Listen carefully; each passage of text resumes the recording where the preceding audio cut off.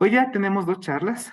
La primera charla la va a dar la doctora Karen Barragán, cuya tutora ha sido la doctora Verónica Pérez, oncóloga clínica de nuestra institución. La doctora Barragán es médico residente de oncología y es sobre el tratamiento sistémico del cáncer de colon. Posteriormente tendremos la charla dada por la doctora Montero sobre el manejo de radioterapia en el cáncer de recto. Les pido su mayor atención y bienvenida, doctora Barragán. Buenas tardes con todos. El día de hoy yo les voy a hablar sobre el tratamiento sistémico en cáncer de colon. En semanas previas ya habíamos iniciado el abordaje en cuanto a tratamiento y se había hablado ya del tratamiento inicial, que es quirúrgico. Entonces voy a partir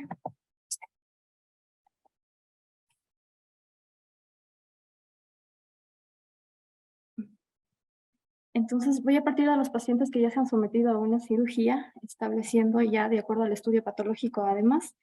Entonces, en cuanto a tumores T3 y T4 considerados como estadio 1 y que ya realizaron un tratamiento quirúrgico, ellos pasan directamente a observación, se mantendrán en controles, ya que aquí en este estadio no se recomienda continuar con un tratamiento de quimioterapia.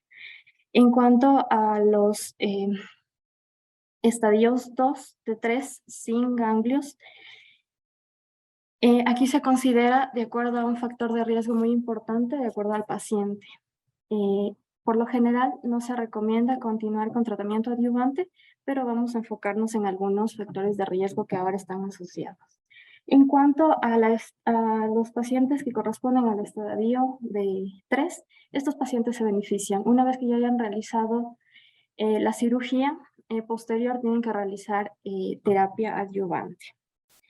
El abordaje del tratamiento sistémico lo voy a hacer primero en base a la enfermedad localizada y posterior a localmente avanzada.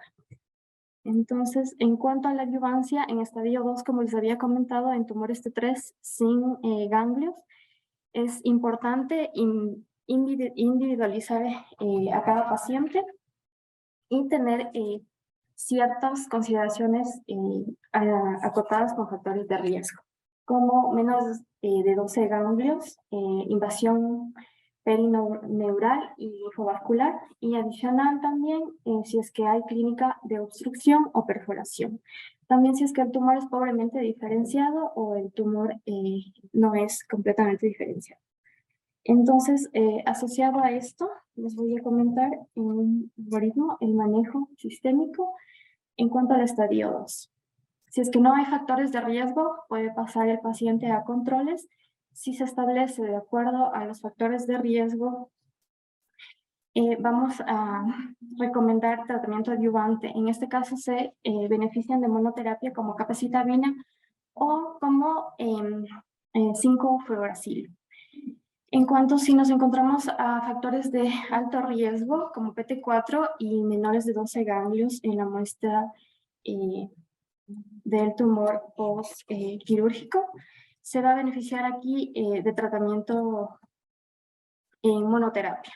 Posterior a esto puede seguir en controles.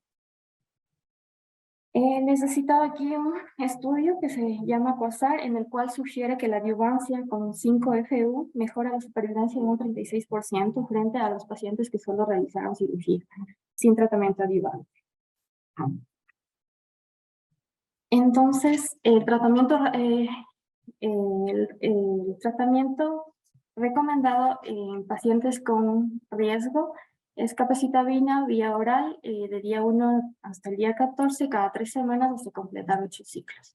Si es que no hay tolerancia vía oral, se puede añadir un tratamiento intravenoso con 5-FU cada 14 días por 12 ciclos.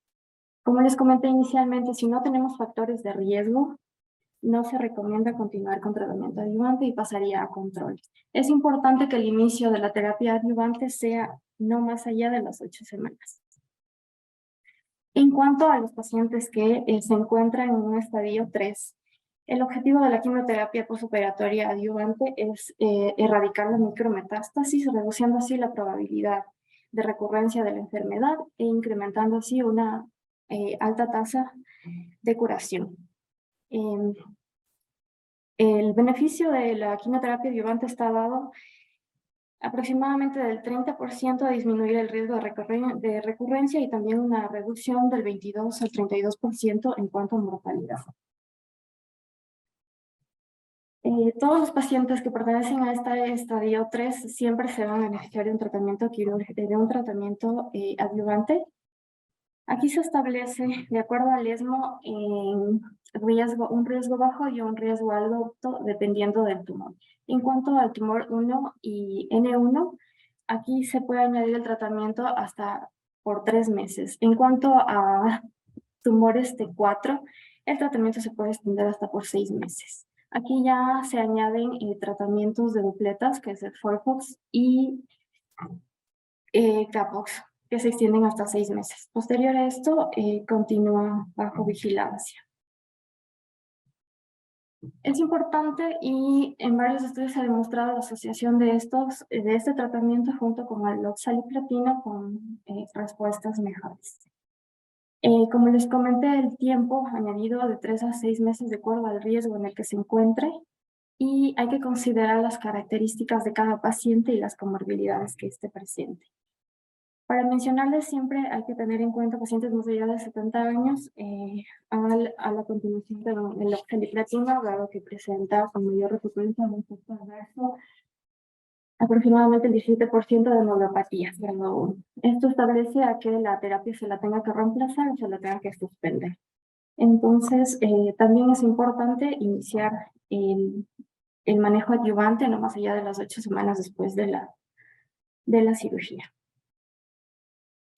En cuanto a la enfermedad metastásica o localmente avanzada, aproximadamente el 15 al 30% de los diagnósticos de cáncer de colon se encuentran ya añadidos con metástasis, más en relación a hígado y pulmón.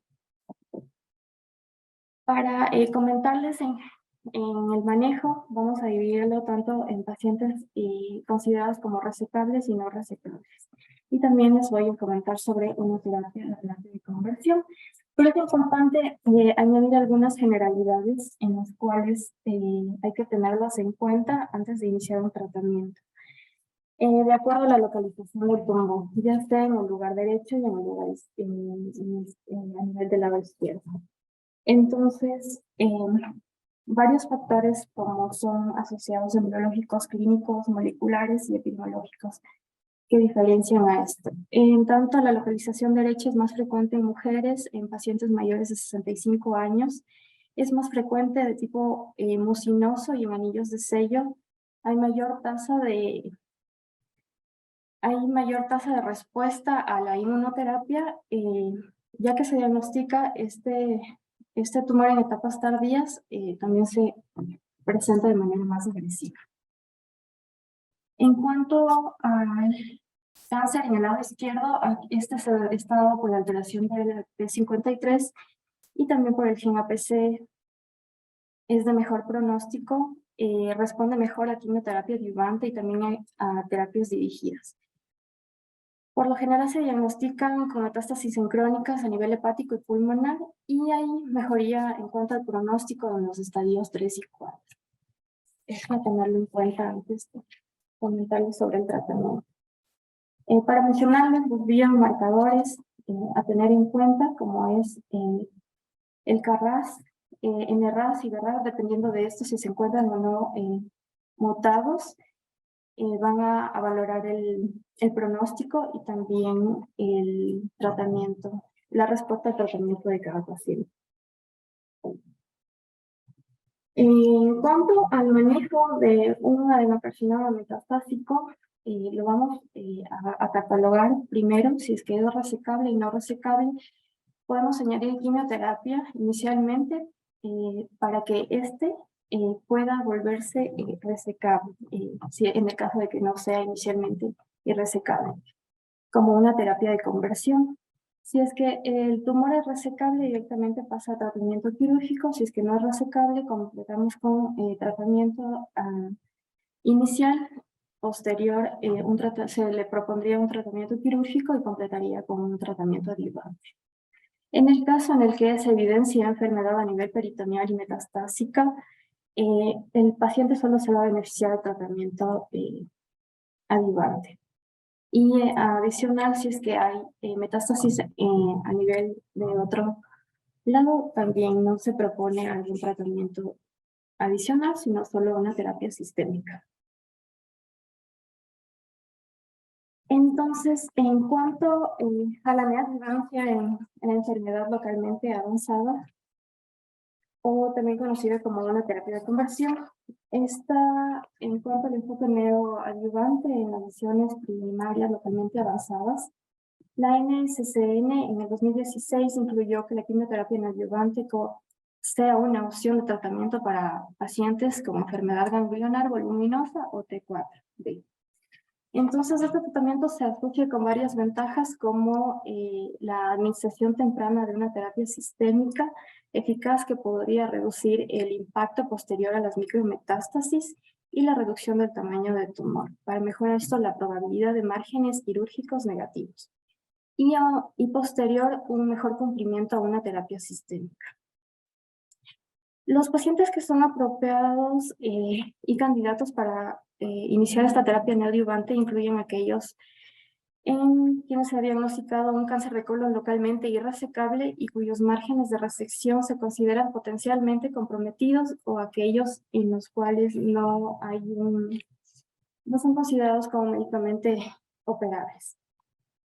En cuanto a la quimioterapia preoperatoria para pacientes con cáncer de colon, se abordó directamente en un ensayo. Este ensayo de fase 3 Voltrox, que se realizó en un número de 1052 pacientes con cáncer de colon no obstruido, en el cual la quimioterapia preoperatoria no se asoció con tasas más altas de complicaciones perioperatorias. Y también se halló una reducción histológica del estadio tanto del tumor patológico y de los ganglios también. Adicional a esto también se menciona unas tasas más bajas de recurrencia de la enfermedad a 2 años. En cuanto, para mencionarles a otro ensayo, este ensayo multicéntrico optical, en el cual nos dice que una tasa de respuesta patológica completa con una terapia neoadyuvante fue del 7%. Eso en cuanto a la quimioterapia como enfoque neoadyuvante. Es importante también tener en cuenta la inmunoterapia, ya que se ha demostrado en este estudio en el cual se ha utilizado el ipilimumab en neoadjuvancia, una sola dosis con 2 dosis de nivolumab en un tiempo de 5 semanas entre la cirugía y el inicio de la inmunoterapia, y se han demostrado respuestas patológicas significativas en cuanto a un 99% y un 67% de una respuesta patológica completa.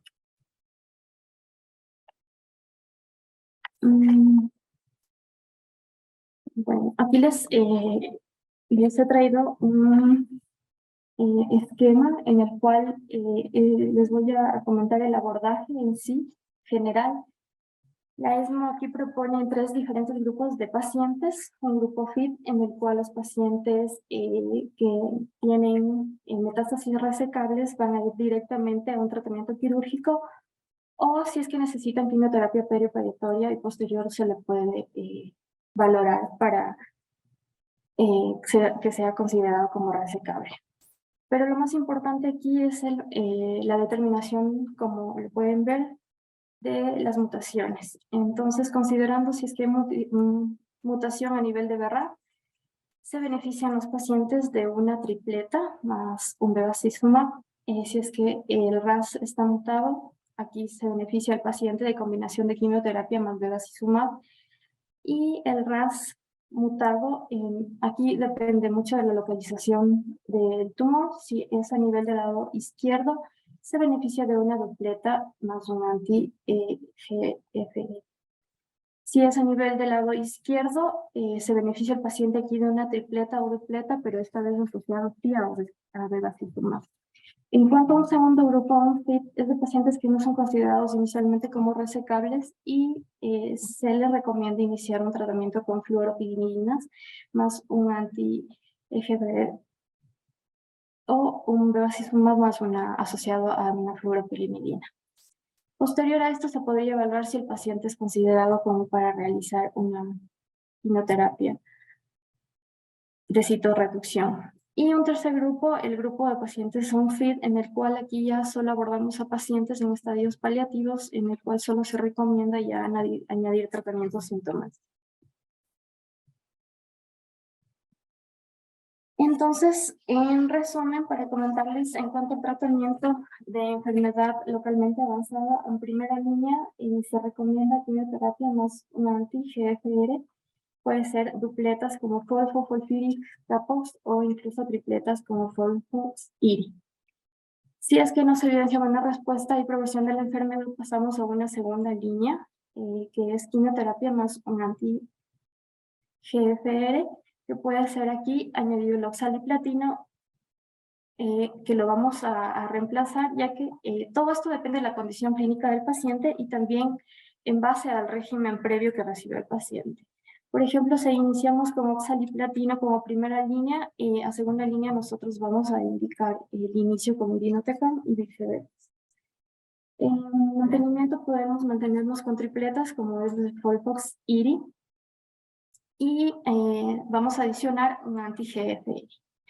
Si es que iniciamos con un antiangiogénico, vamos a utilizar como segunda línea un anti-GFR. Si iniciamos con un anti-GFR, vamos a pasar a segunda línea con el bevacizumab. Considerando pacientes que no tengan buena respuesta y se valore una progresión de enfermedad como tercera línea, aquí podemos utilizar cetuximab. La podemos adicionar también a irinotecan o también panitumumab, de acuerdo si es que el RAS es o no mutable. Dependiendo de esto, el 30-40% tienen respuesta y tienen continuidad e indicación para continuar con la terapia de tercera línea o más. Entonces, a partir de esta tercera línea, netamente van con objetivo de prolongar la supervivencia y preservar una adecuada calidad de vida. En caso de refractariedad, son beneficiados con regorafenib y trifluretina, más tipiraxib.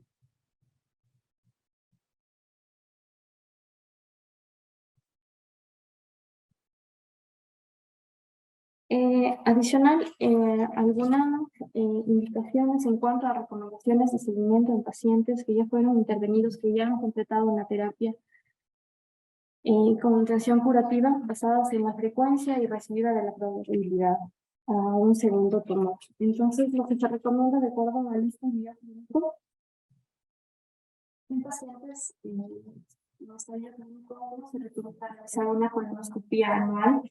Si es que se ha reportado en la colonoscopia previa el hallazgo de un adenoma, se recomienda continuar con seguimientos de 1 año. Si es que no se evidenció un adenoma inicialmente, se recomienda mantener controles cada 3 años.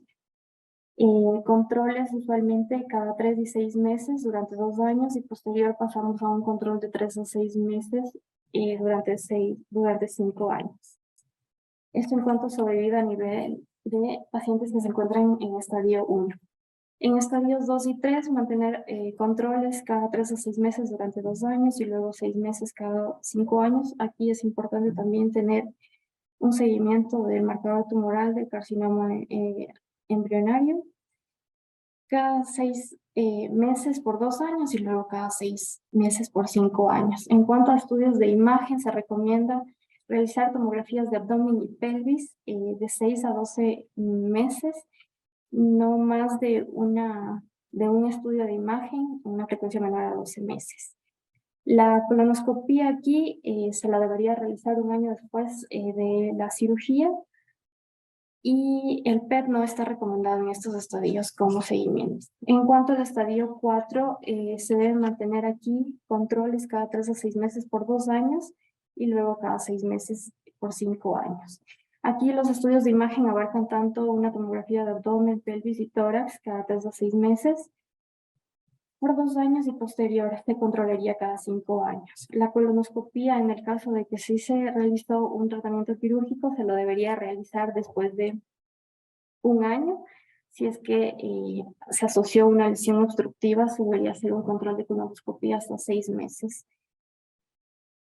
Eso en cuanto a la sobrevida y los regímenes de seguimiento que deberíamos mantener en cuenta. Entonces, siempre el abordaje y el tratamiento sistémico en cáncer de colon debe ser bajo un consenso multidisciplinario.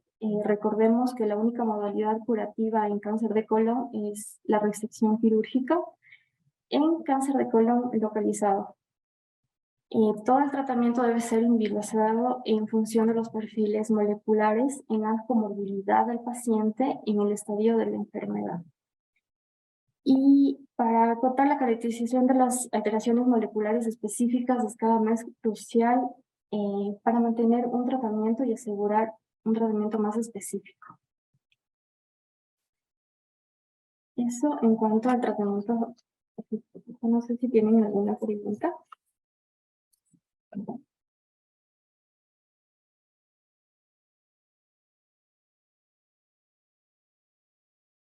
¿No? ¿Preguntas, dudas? Ya, bueno, le agradecemos a la doctora Barragán por su presentación.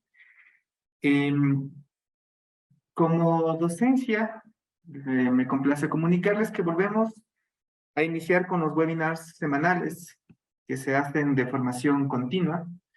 Así que les pido estar pendientes, por favor, a las redes oficiales de la institución, tanto Facebook, LinkedIn, donde se publican los accesos y los webinars que se tratarán cada semana. Arrancamos con un webinar sobre citometría de flujo y hematología. A continuación, tengo el gusto de presentar a la doctora Nadia Montero. La doctora Nadia Montero va a hablar del tema del rol de la radioterapia en el cáncer de recto. Doctora Montero nos va a acompañar vía virtual. No sé si está presente, por favor. Perfecto, gracias. Antes de que empiece la doctora Montero con su charla, también avisarles que la siguiente semana hay evaluación sobre todo el tema de cáncer gástrico. Se les tomará la evaluación la siguiente semana, así que están avisados, por favor, que rendirán prueba el siguiente viernes sobre el cáncer gástrico. A continuación tengo el gusto de presentar a la doctora Nadia Montero. La doctora Nadia Montero es médico radiooncóloga de la institución, es además máster en investigación clínica, docente universitaria, ha publicado muchísimo y es gestora y de las que fueron piezas fundamentales para que este programa de certificación a ustedes, médicos residentes, se les esté brindando como tal. Adelante, doctora Montero, un gusto tenerla nuevamente aquí con nosotros. Buenas tardes con todos, con todas. ¿Sí se me escucha? Bueno, buenas tardes con todos, con todas. Yo agradecida de volver a compartir este espacio con ustedes. Voy a hablar acerca del rol que tiene la radioterapia en el cáncer de recto. Para esta presentación, bueno, empiezo indicando que no tengo tema. He dividido la presentación para hablar acerca del en 2 escenarios, en los estadios tempranos y estadios avanzados. En los estadios tempranos, como ustedes ya también en su experiencia se habrán dado cuenta, es muy poco las indicaciones o el uso que actualmente se hace de la radioterapia, por lo que en donde más se ha ahondado en temas de investigación, en temas de recomendaciones y demás, es el rol de la radioterapia en estadios avanzados. Pero hablando de estadios tempranos, ¿por qué sería importante hablar de la radioterapia en estos estadios? Esto tiene que ver principalmente con el tipo de cirugía que se va a realizar para el tratamiento de los cánceres de recto en estadios tempranos, pero especialmente el manejo del cáncer de recto bajo, que es en donde tiene rol la radioterapia, ¿sí? Entonces, la radioterapia en estadios tempranos, ¿por qué tiene un lugar? Es por los diferentes tipos de técnicas quirúrgicas que se puede utilizar para los cánceres de recto bajo. La principal indicación, como ya habrán visto en la parte del manejo quirúrgico, cuando se trata de cánceres de recto bajo, son cirugías del tipo resección abdominoperineal, que es el tipo de cirugía que sería radical, ¿no? ¿Por qué hacer una resección no tan amplia en un cáncer de recto bajo en estadios tempranos? Es por lo que vemos en esta diapositiva, ¿no? Sabemos que la resección abdominoperineal para estadios tempranos implica una morbilidad significativa. Los pacientes se van a quedar con estomas permanentes, implica lentas recuperaciones, va a comprometer la funcionalidad intestinal y sexual. Y es por eso que surge como una opción esta resección abdominoperineal hacer una resección localizada que implicaría que el paciente no se quede con un estoma de manera definitiva, menor morbilidad y una recuperación más rápida. Sin embargo, ¿cuál es el problema de que hagamos una resección local en estadios tempranos en cáncer de recto bajo? Es que a medida que el tumor se profundiza en la submucosa, va a haber un incremento en el riesgo de metástasis a ganglios.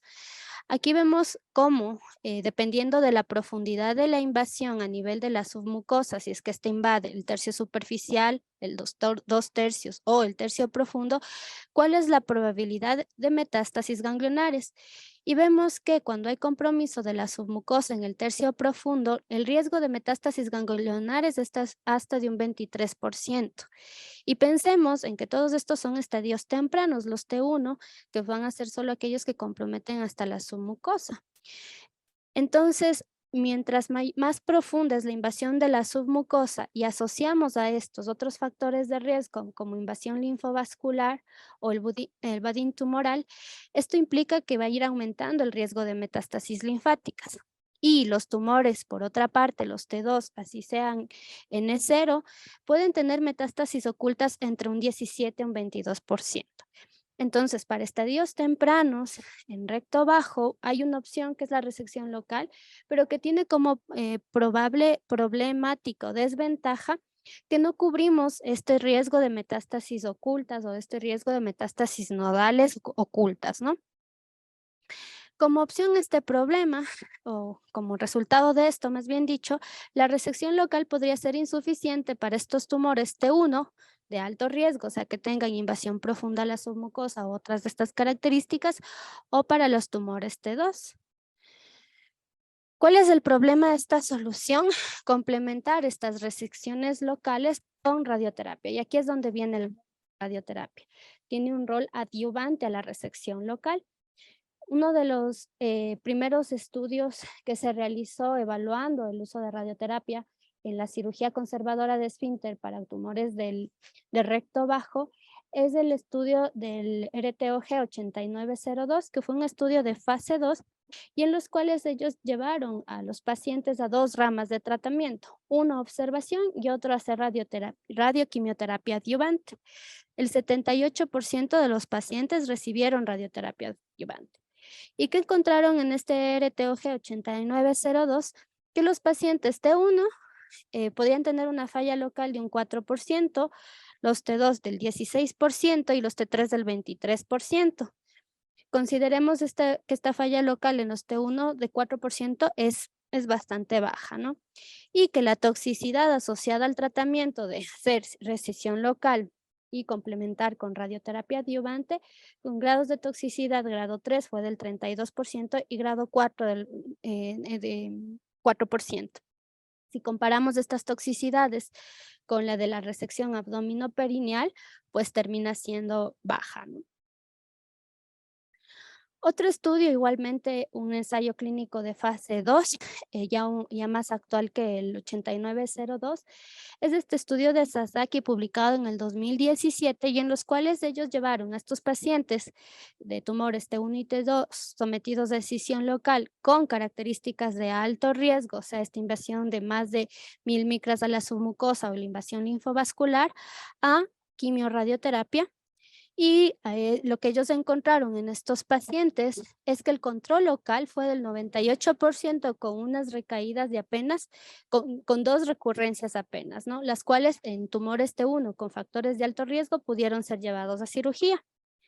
Y El 98% de estos pacientes sometidos a este tratamiento tuvieron una continencia normal versus la cirugía radical, que es la cirugía abdominoperineal, que lo compararon con la cohorte de la misma institución, en los cuales el 8% se quedaban con estomas permanentes, el 2% tuvieron recurrencias locales y en un 34% de los pacientes tuvieron algún grado de incontinencia. Eso como apenas 2 estudios que traigo a colación, pero ¿qué nos dicen las guías tomando estos estudios que lamentablemente un estudio fase 3, un ensayo clínico aleatorizado, no tenemos? Pero ya está incluida la recomendación en la guía NCCN para pacientes con T1 con características de alto riesgo o T2 que hayan sido sometidas a una resección local, pueden ser llevados a quimio-radioterapia o hacer la resección abdominoperineal, ¿no? Con las consecuencias, con la morbilidad que hemos venido hablando. Entonces, ¿cuáles son mis conclusiones con respecto a estadios tempranos? Todo esto, ojo, que es para recto bajo y solamente para recto bajo porque para recto medio y recto alto la opción quirúrgica siempre va a ser la primera opción, ¿no? Entonces, para T1 sometido a resección local, menos del 5% de falla local, por lo tanto, T1 sin factores de riesgo podrían quedarse solamente en observación. Pero los T1 con factores de riesgo que son sometidos a resección local se benefician de radioterapia, con lo cual se logra menos de un 5%. Y los pacientes T2 que son sometidos a resección local con radioterapia también se benefician con un 14 al 25% de falla local. Y si hubiese esta falla local, estos pacientes pueden ser llevados a cirugía de rescate. Eso con respecto al primer escenario que había planteado de inicio. ¿Qué pasa ahora con la radioterapia ya en estadios avanzados? Que como digo, es donde la radioterapia ha sido investigada y usada mucho más, ¿no? Entonces, aquí se plantean dos cuestiones que a través del cómo se desarrollado la investigación se han ido contestando, ¿no? La radioterapia debe hacerse de manera neoadyuvante o debe hacerse de manera adyuvante. Y otra cosa que analizaremos son con respecto a radioterapia, ¿qué conviene más? ¿Hacer la radioterapia de esquema corto, hacer la radioterapia de esquema largo? Este es el estudio publicado en el New England en el 2004, la serie de Sauer, que es un estudio paradigmático en tema de quimioradioterapia para cáncer rectal, en los cuales, ¿qué hicieron en este estudio? Fue incluir a una serie de pacientes con cáncer de recto avanzado para recibir quimioradioterapia preoperatoria o posoperatoria. Cuando se compararon estos pacientes preoperatoria versus posoperatoria, se miraron que las tasas de falla local cuando se daba radioterapia preoperatoria fueron menores que cuando se daba posoperatorio, 13 versus el 16%, aunque no se miraron diferencias en sobrevida global ni en sobrevida libre de enfermedad. Y se miraron cuando se analizaron los efectos adversos que hacer radioterapia preoperatoria implicaba menor toxicidad, tanto en toxicidad gastrointestinal como también en los desenlaces de toxicidad a largo plazo, como estenosis en los sitios de anastomosis. Entonces, la radioterapia, la quimioradioterapia en pacientes con cáncer de recto avanzado, preoperatoria, iba a tener mejor control local, como vimos el 13% versus el 6%, y sobre todo con menor toxicidad. Entonces, con esta serie de Sauer aprendimos que era mejor hacer quimioradioterapia en neoadjuvancia. Ahora, para hacer neoadjuvancia con radioterapia surgieron algunos esquemas a través de la historia, la radioterapia de curso corto y la radioterapia de curso largo. Y aquí vemos todos los estudios que han surgido a través de los años para hacer una comparación. Y esto es bastante llamativo en términos de investigación, porque muy pocas veces en radioterapia tenemos tantos ensayos clínicos aleatorizados para contestar una pregunta. cómo ha sido evaluado este tema de si hacer un esquema corto versus un esquema largo. Y hemos tenido estudios tan paradigmáticos como por ejemplo el estudio polaco, hemos tenido también el estudio de Estocolmo, hemos tenido el estudio Stellar y ya más actualizado y más conocido tal vez el estudio rápido, entre otros, ¿no? Todos estos estudios han intentado comparar estos esquemas de quimioradioterapia con curso corto versus quimioradioterapia con curso largo. Y un poco para resumir todo lo que han dicho estos estudios, les traigo esta revisión sistemática con metaanálisis de 11 estudios y 1984 pacientes. Aquí están todos los estudios que ellos incluyeron. Incluye el estudio polaco, está el estudio de Estocolmo, y otros estudios de revisiones de tipo observacional. En esta revisión sistemática no estuvieron incluidos estudios como rápido, ya los que son los más actuales. Pero ¿qué se ha encontrado en la mayoría de estos estudios con sus diferencias? Es que, en primer lugar, en términos de sobrevida global, no existen diferencias entre hacer un esquema corto versus hacer un esquema rápido, y tampoco han habido diferencias en términos de sobrevida libre de enfermedad. Pero antes de seguir, y algo que se me está pasando es explicarles qué es un curso largo y qué es un curso corto en radioterapia de recto. El curso largo implica entre unas 25 hasta unas 28 sesiones de tratamiento, dando más o menos entre 1.8 a 2 grays por fracción, mientras que en el curso corto de radioterapia lo que hacemos es hacer 25 grays en 5 fracciones. Es decir, el curso largo son 28 fracciones y el curso corto terminan siendo 5 fracciones. Entonces, vemos la gran diferencia en términos prácticos también que esto puede implicar, ¿no? Tratamientos mucho más cortos. Entonces, ¿qué veíamos cuando comparábamos sobrevida global? No hay diferencias. Sobrevida libre de enfermedad, tampoco hay diferencias. Y tampoco en temas de control local, como vemos en esta tablita que han hecho una evaluación con el sistema GRADE, ¿no? Entonces, la quimioradioterapia larga versus la radioterapia corta, no existieron diferencias en desenlaces oncológicos. ¿Cuáles son los beneficios adicionales que se ha ido mirando con estos estudios que se van publicando que podría tener la radioterapia de curso corto? Lo podemos mirar en el estudio de Estocolmo. Esto es un estudio fase 3, en el cual incluyeron pacientes con cáncer de recto y los llevaron a 3 ramas de tratamiento. Radioterapia, seguido de cirugía inmediata, radioterapia, seguido de cirugía con un retraso, y el esquema largo, seguido de cirugía. ¿Sí? La cirugía inmediata fue a la primera semana después de la radioterapia, y la cirugía con retraso fue entre las 4 a 8 semanas después de la radioterapia. Y entonces, ¿qué beneficios se encontró cuando se compararon estas 3 ramas de tratamiento? Primero, que no hubieron diferencias en cuanto a recaída local. 2.2% de los pacientes tuvieron recaída cuando hicieron recirugía inmediata versus 2.8% en los que recibieron radioterapia con retraso. Pero, ¿qué se vio de beneficioso cuando se compararon entre el esquema corto con cirugía retrasada y el esquema largo con cirugía retrasada? Fue la respuesta patológica. Y esto es un dato súper importante porque vamos a ver que la radioterapia de curso corto con cirugía retrasada produjo una respuesta patológica de hasta un 10.4%, comparado con el curso largo que fue del 2.2%. Entonces, esto es otro de los beneficios que se ha ido mirando que podría tener la radioterapia de curso corto, que es obtener una mejor respuesta patológica. Otra pregunta que surgió, otro dato adicional que pudimos obtener del estudio de Estocolmo fue el tema de si se debe hacer una cirugía inmediata o retrasada. Y esto es súper importante porque cuando yo empecé el posgrado ya se hablaba de radioterapia corta, decíamos esto no se puede implementar en nuestro país porque casi ningún paciente podría ir de la cirugía de la radioterapia corta a ser operado en una semana por todos los temas logísticos que hay de por medio. Lo que se supo con Estocolmo era que era mejor hacer radioterapia corta y tener un retraso en la cirugía tal como lo hicieron ellos, que fue la cirugía entre las 4 a 8 semanas.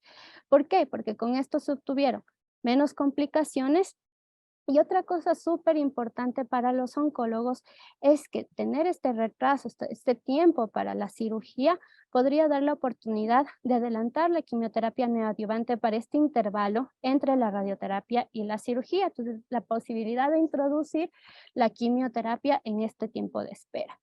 Entonces, ya no se hablaba solamente de hacer cirugía inmediata con el esquema corto, sino que esta posibilidad de retrasar en estos periodos de tiempo la cirugía. ¿Y por qué es importante esto último que les mencionaba, de poder introducir una quimioterapia entre la radioterapia y la cirugía? Por las múltiples razones que han hecho hablar ahora de la terapia neoadyuvante total, que hablan mucho los oncólogos en cáncer de recto. ¿Y esto por qué surgió? Surgió con este análisis, que es un análisis actualizado del estudio inicial que les mostraba de la serie de Sauer, en el cual, haciendo un seguimiento de los pacientes a 11 años, de los pacientes con cáncer de recto, se observó que incluso los pacientes que habían hecho tratamiento preoperatorio para su cáncer de recto, las tasas de recurrencia a distancia es de un 30%. Y este es el principal problema que todos debemos tener en mente cuando vemos un cáncer de recto, es la alta probabilidad de que este paciente falle, no tanto a nivel local, sino falla a distancia. Esta fue la razón para empezar a hablar de este tema de intensificar la terapia no adyuvante, para disminuir las tasas de fracaso a distancia, para aumentar la resecabilidad de la enfermedad inicialmente irresecable y que también esta intensificación de la terapia neoadyuvante tendría una mayor adherencia de los pacientes que hacer una quimioterapia adyuvante. Estos nuevamente los cuadros que habíamos visto antes de Sauer.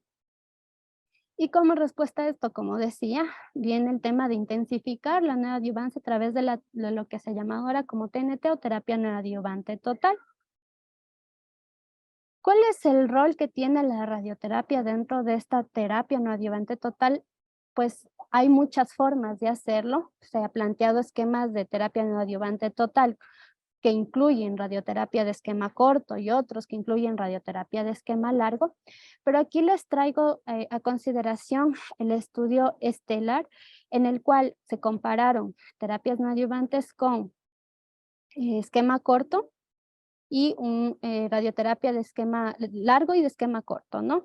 En los cuales, ¿qué pudimos observar? Nuevamente lo que ya nos decía el estudio de Estocolmo, que con los esquemas cortos la tasa de respuesta patológica es mayor que con los esquemas largos. Aquí incluso la diferencia fue mayor, 25.7 versus 7.9. Y que también los pacientes que iban llevados a una terapia neoadyuvante total con esquema corto tenían una mejor tasa para completar el tratamiento. También para hablar de terapia neoadyuvante total con esquema corto, les traigo el estudio rápido que también salió publicado en ASCO 2020 y que dio mucho de qué hablar. Sobre todo nos gustó mucho este esquema a los radiooncólogos por las ventajas prácticas que tiene que de llevar estos pacientes que normalmente hacen 28 sesiones, llevarlos 5 sesiones con todos los beneficios que puede tener la TNT, ¿no?